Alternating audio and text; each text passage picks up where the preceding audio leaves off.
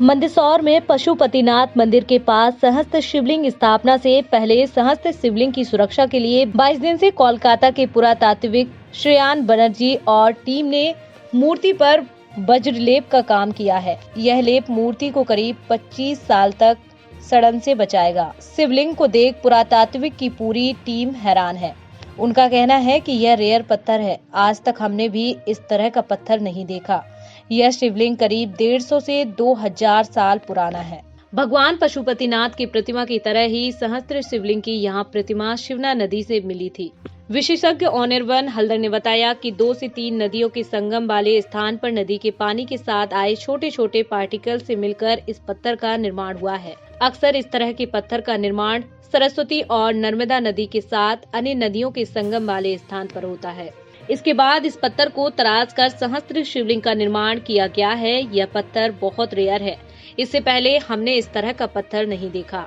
यह बहुत सारी वैरायटी के पत्थरों से मिलकर बना हुआ है। इसमें बेसाल्ट, ग्रेनाइट, टैल्कस्टोन, अग्निशिला, सिलिका, मैग्नीज, कैल्साइट, क्रिस्टल बनने से पहले बनता है। कैल्शियम आदि इस तरह के पत्थर है।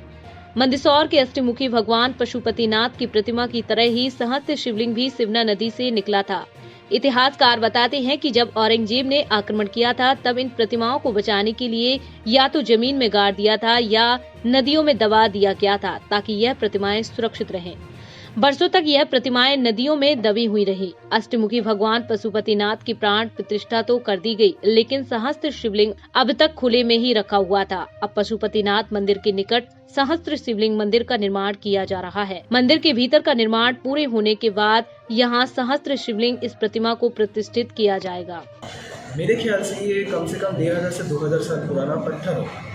सरस्वती नदी का जो यहाँ पे कोस्टल जोन है उसके साथ ये नर्मदा जी का कुछ कोस्टल एरिया जो जोन का कुछ कॉन्टेक्ट रहा होगा कि उस साइड में जो सरस्वती नदी की जो गति है उस साइड में इस टाइप के पत्थर, कंकड़ पत्थर हमको मिलते हैं। जैसे शिवना नदी में जो पत्थर ये मिला है और ये यहाँ पे था नहीं, बाहर से लाया गया था बहुत पहले ये मूर्ति। उसके बाद ये हम लोगों ने सुना है कि जब औरंगजेब ने सब हिंदू मंदिर विध्वंस मचाया था तब हिंदुओं ने क्या करते थे, वो फेंक देते थे नदी में, इधर छुपा देते थे, मिट्टी के नीचे गाड़ देते थे बाद में, ताकि बाद में उनको मिल सके।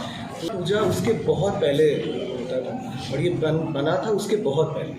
ये बहुत रेयर किस्म का पत्थर है, हम लोगों को भी ये मिला नहीं है अभी तक। पहली बार हम लोगों ने इसका वो किया, निरीक्षण किया, तो थोड़ा टाइम लगा हम लोगों को इसको समझने में, इसका कैरेक्टर समझने में। आजू बाजू जिसमें रहते हैं बहुत ठोस पत्थर रहते हैं।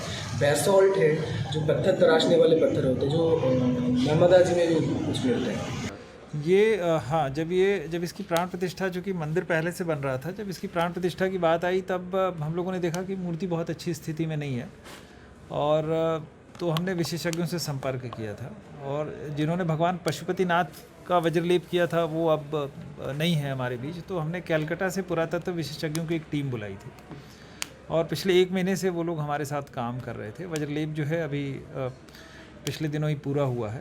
तो उन्हीं का कहना है कि ये बहुत ही विशिष्ट प्रकार का पत्थर है जिसमें बहुत सारे अवयव इसमें मिले हुए हैं, एक तरह से मिक्स्ड स्टोन जैसा है और सेंसिटिव स्टोन उन्होंने बताया है। और इस तरह के स्टोन पे भगवान की मूर्ति उन्होंने सामान्य तौर पे नहीं देखी थी और जो विशेषज्ञों का कहना था कि 2-3 नदियों के संगम स्थल पे इस तरह का डिपोजिशन होता है और फिर वहाँ इस तरह का रॉक फॉर्मेशन होता है। तो और जैसा कि आपने देखा है कि भगवान शिव को अगर, सहस्त्रेश्वर महादेव को अगर आप जल चढ़ाते हो तो एक साथ 1008 शिवलिंग पर जल चढ़ाने का पुण्य आपको प्राप्त होगा। सहस्त्र शिवलिंग के अभी तक ज्ञात जो प्रतिमाएं हैं वे लगभग 8 प्रतिमाएं भारत के अंदर प्रतिविज्ञान हुई है और उनमें से अकेला जो मंदसौर है वहाँ 2 शिवलिंग की प्रतिमाएं हैं। दक्ष प्रजापति का यज्ञ भगवान शंकर ने भंग कर दिया था, उसके बाद दक्ष प्रजापति ने घुटने टेक करके भगवान शिव के 1008 नाम लिए थे, ऐसा विवरण हमको महाभारत में प्राप्त होता है। रिवर लाइमस्टोन वो होता है कि जो पानी के अंदर, नदियों के अंदर जो चूना बहता हुआ आता है वह रेत के साथ मिल कर के और सदियों में किसी चट्टान का फॉर्मेशन होता है। शिवलिंग के ऊपर जो जलाभिषेक करने का विधान है उनके अनुसार निश्चित रूप से जो इसके दर्शनार्थी आएंगे वो जलाभिषेक करना चाहेंगे अब हमारे इस ट्रीटमेंट के बाद में जो केमिकल ट्रीटमेंट किया है, लगभग 20 से 25 साल तक निरंतर अगर इसके ऊपर इस प्रकार का अभिषेक संपन्न होगा तो भी प्रतिमा को कोई नुकसान नहीं पहुंचेगा।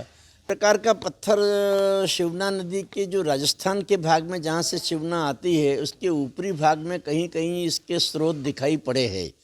ऐसे नीमच तहसील में एक सिरखेड़ा नामक गांव है, वहाँ एक मंदिर मैंने इसी प्रकार के पत्थर का बना हुआ देखा है।